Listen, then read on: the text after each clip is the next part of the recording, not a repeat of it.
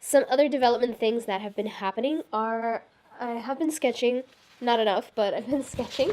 I showed you guys this one a little bit ago. I did like modular as far as like long sleeves can turn into short sleeves, pants can turn into shorts using knit fabric. That was a lot of fun, and that's something I might play with. And I was also mixing wovens with knit to get a more sort of tailored look and feel. And I did this last week.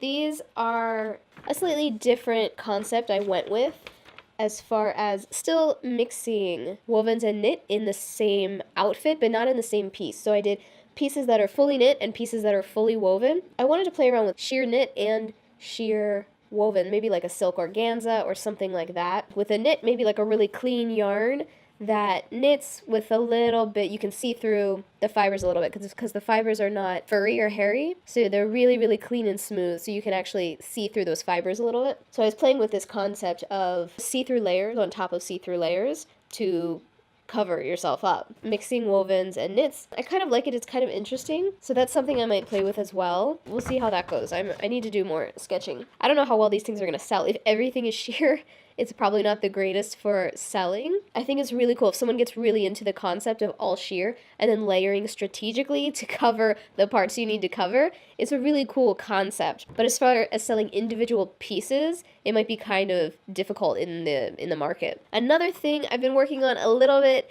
is 3D printing, and this is really cool. 3D printing for basically bags, like cute little bags. And this is just one that my dad is awesome. He printed this container for me that's could kind of be used as a purse. It's a very just rough sample, but if you could think about kind of like hanging it off to your side, maybe with a handle. So right now it just has a lid that kind of fits on top. It's really cool. You know, if you had a handle here or you had like a crossbody long handle, this would be really cute. This is not the exact shape I want to do, but I'm going to work on designing also shapes for like little bags, canisters like this that go with the collection that I'm doing.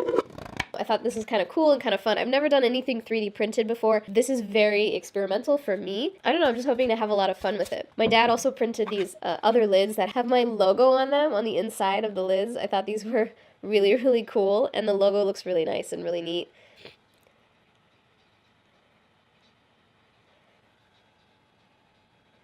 So that's a really cool concept that you can put logos on it, and I'm hoping to really push the boundaries of 3D printing to make some really cute little purse canister kind of things.